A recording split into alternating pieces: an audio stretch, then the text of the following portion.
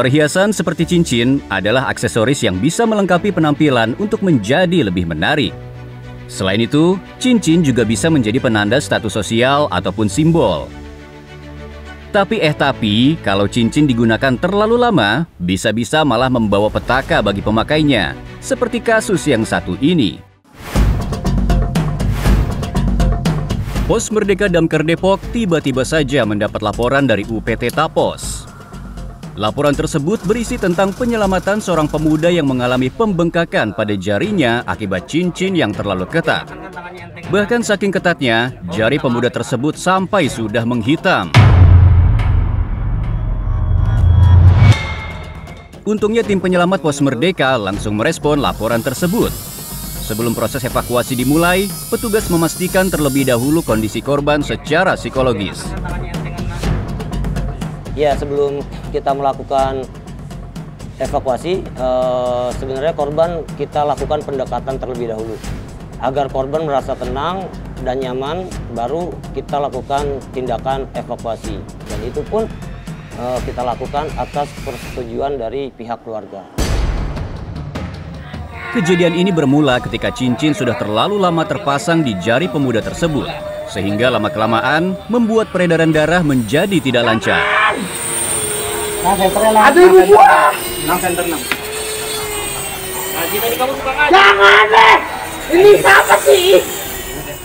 Karena pihak keluarga merasa khawatir kondisi jari tangannya itu sudah menghitam. Maka dari itu kita lakukan pendekatan agar si korban ini mau kita lakukan evakuasi, mau cincinnya kita lepas. Setelah dia tenang, setelah dia merasa nyaman, baru kita lakukan evakuasi dengan bantuan dari pihak keluarga. Proses evakuasi pun dilakukan dengan alat khusus dan penuh kehati-hatian. Tujuannya agar cincin bisa dilepaskan tanpa menimbulkan cedera lebih lanjut. Kondisi jari korban yang sudah menghitam juga membutuhkan penanganan ekstra, karena kasus ini baru pertama kali ditangani oleh tim damkar setempat.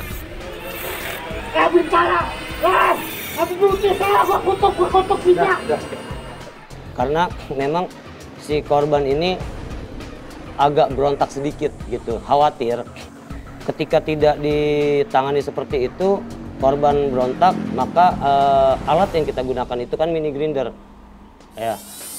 Mata mini grinder itu menggores ke bagian jari tangan yang lainnya. Makanya biar tenang itu, agar proses berjalan dengan lancar, tangan itu dipegang biar supaya nggak ada pergerakan. Karena putaran mini grinder ini sangat cepat, maka proses evakuasi harus dilakukan dengan presisi. Dan untuk melindungi kulit, petugas pun menyelipkan filler guide atau selembar pelat tipis yang berfungsi sebagai pelindung di antara cincin dan kulit. Alat tang snap juga digunakan untuk menjepit dan melepaskan cincin yang sudah dilemahkan sebelumnya.